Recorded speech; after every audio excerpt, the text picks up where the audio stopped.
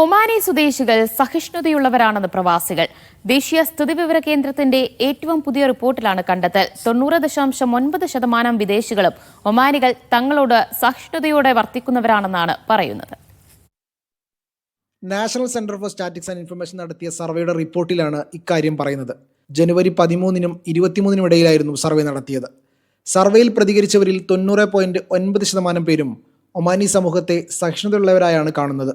കഴിഞ്ഞ വർഷത്തേക്കാൾ കൂടുതലാണിത്. കഴിഞ്ഞ വർഷം 90.7% സഹിഷ്ണുതാ നിരക്ക്. 95.6% വിദേശികളും സ്വദേശികളിൽ നിന്ന് ഏതെങ്കിലും തരത്തിലുള്ള വിവേചനമോ അധിക്ഷേപമോ നേരിടേണ്ടി വന്നിട്ടില്ലാത്തവരാണ്. കഴിഞ്ഞ വർഷം 93.6% ഈ നിരക്ക്.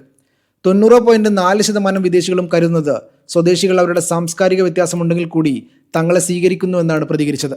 നിത്യജീവിതത്തിൽ തങ്ങളുടെ അഭിപ്രായങ്ങൾ പ്രകടിപ്പിക്കാനുള്ള സ്വാതന്ത്ര്യവും വർദ്ധിച്ചതായി വിദേശികൾ പറയുന്നു. സമൂഹവും വ്യക്തിയും തമ്മിലുള്ള സഹിഷ്ണുതയും പരസ്പരമുള്ള ബഹുമാനവും രാജ്യത്ത് സമാധാന അന്തരീക്ഷവും സൗഹൃദം ഉടലെടുക്കാൻ ഏറെ സഹായിക്കുമെന്ന് ദേശീയ സ്ഥിതിവിവര കേന്ദ്രം പറയുന്നുണ്ട്. ഇത് വിഷൻ 2040 പ്രധാന ലക്ഷ്യം കൂടിയാണ്. Media 1, Muscat.